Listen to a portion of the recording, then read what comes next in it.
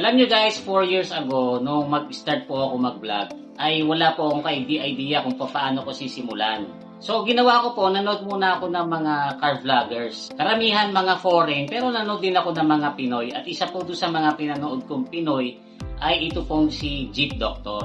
Kaya marami po akong natutunan sa kanya in terms of vlogging. Kaya hanggang ngayon po ay nakafollow pa rin po ako sa kanya sa YouTube at saka sa Facebook. At nung isang araw po ay may napanood akong vlog niya tungkol sa kung bakit may mga car companies na ang pasunod na reserve tire ay yung tinatawag nating donut na makitid at saka hindi maganda ang itsura. So doon po sa content niya ay mayroon kaming konting pagkakaiba ng opinion.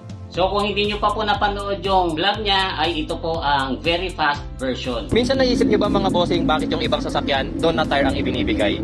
Ang ginagawa kasi dyan ng mga manufacturer mga boss is para yung mga reserve tire natin is hindi talaga natin yan gamitin sa long drive or sa regular trips natin. Ang main purpose ng mga reserve tire na ganito is kapag naplatan yung ating gulong, madala lang natin muna yung ating sasakyan sa vulcanizing shop, tapos yung ating gulong pag naayos na, ikakabit pa rin yun. Tapos donut tire to, ikakabit ulit natin to dun sa lagayan niya. Yun yung purpose talaga kung bakit donut tire ang ibinibigay ng ibang mga manufacturer. Disclaimer lang guys ha, ito naman pong pagkukwentuhan natin ay minor na topic lang. At kung ano man po yung mga opinion natin tungkol dito ay hindi naman talaga makaka-apekto sa pagiging car enthusiast natin. Kumbaga ay napagkukwentuhan lang. So guys, ito po kasing mga donut tires, nauso po yan noong 80s. At ang nagpauso po niyan ay ang Volkswagen. Pero kaya po nila yung pinauso ay hindi dahil sa para wag natin gamitin ng matagal kung sakaling maplatan tayo.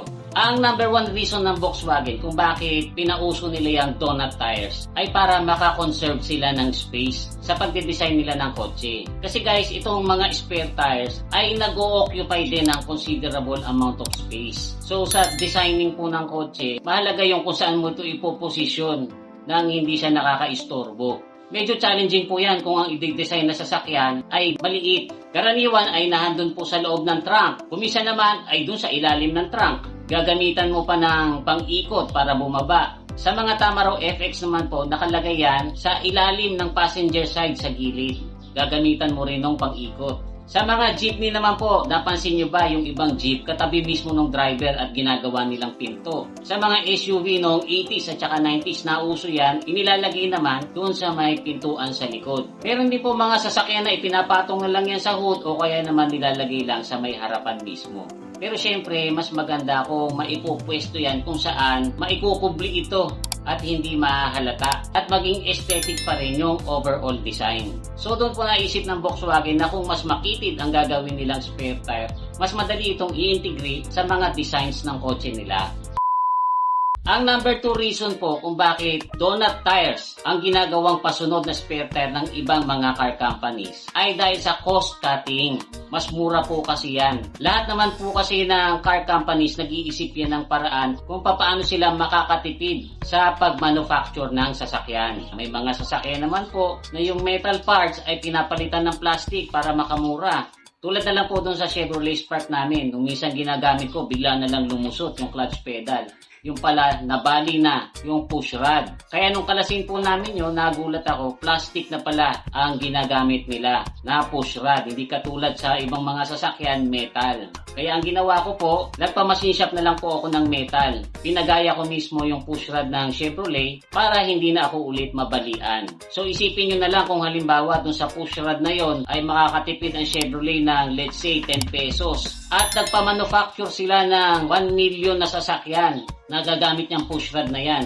So sa 10 pesos times 1 million, nakatipid sila ng 10 million. Ganon din po pagdating doon sa donut tires. Mas makitid po yung tires na nilalagay dyan, kaya syempre mas mura po yun. Pagkatapos yung rim niya ay yari sa bakal, na di hamak mas mura kaysa sa alloy wheels. So kunwari na lang po nakatipid ang isang car company ng 100 pesos dahil dyan sa donut tires. At nagpa-manufacture sila ng 1 million na sasakyan na paglalagyan niyan donut tires. So 1 million times 100 ay nakatipid sila ng 100 million.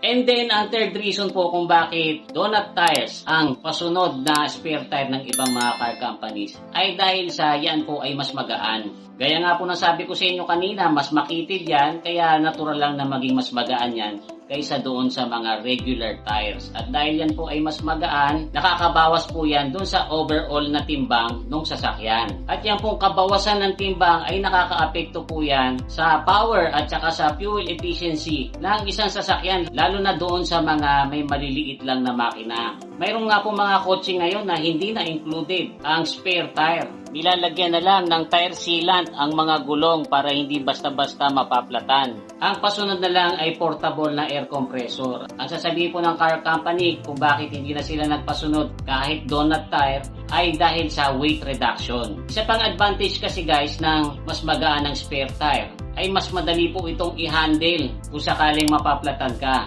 Tulad na lang halimbawa kung ang naplatan ay lady driver, mas madali niya itong mabubuhat at saka maisasalpak kung saang gulong siya naplatan. Pero guys, sa isang banda, may point din naman talaga yung sinabi ni Jeep Doctor. Yan po kasing donut tire ay hindi meant na gamitin as permanent na gulong. Delikado po kasi yan kasi makitid, lalo na kung may mabigat kayong dala or puno kayo ng mga pasahero. Ang purpose niya lang po talaga ay kapag naplatan kayo, yan muna ang isasalpak nyo, then maghahanap na kayo ng vulcanizing. Ipapavulcanize nyo ngayon yung gulong na naplatan, then yun na ulit ang isasalpak nyo. Yung donut tire naman ay itatabi nyo na ulit. Pero sa tingin ko po ay hindi yon ang main reason kung bakit donut tires ang inilalagay ng ibang mga car companies na para tayo mapilitan na hindi yan gamitin as permanent na gulong. Kasi guys, kung ang spare tire ay maayos at kamuka ng mga regular tires, pati yung design ng alloy wheels, ay wala naman pong masama na gamitin ang spare tire.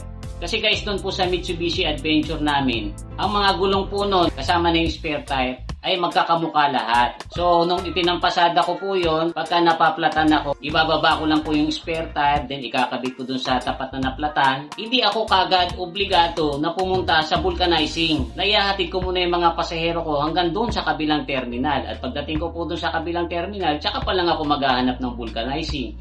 Then, kapag napavulcanize ko na yung gulong na naplatan, yun naman po ang magiging spare tire ko na magagamit ko sa susunod na maplatan ako. So guys, sabi ko nga sa inyo, ito pong pinagkwentuhan natin ay napakababaw lang naman. Hindi ito makaka-influensya sa pagiging car enthusiast natin, kung ano man po ang maging opinion natin. Tsaka alam po guys na itong si Jeep Doctor, kuminsan nagpo-post po talaga siya ng mga bagay na hindi niya ko kumpletuhin yung detalye para tayo mag-comment. Actually, ginagawa ko rin po yan kuminsan. Ganyan po kasi kaming mga content creator. Mas nire-recommend po kasi ng algorithm yung video namin kung maraming magko-comment at magla-like. Kaya may mga pagkakataon na yung information na ibinibigay namin ay kinukulangan namin ng konti para mag-comment yung mga viewers namin. So guys, I hope na na-enjoy nyo itong konting kwentuhan natin at shoutout po dyan kay Jeep Doctor. Mag-subscribe po kayo sa YouTube channel at saka Facebook page niya. Marami po kayong matututunan. So muli, ito po si Kuya Mikmik na nagsasabing palagi kang lamang pag marami kang alam. Bye-bye!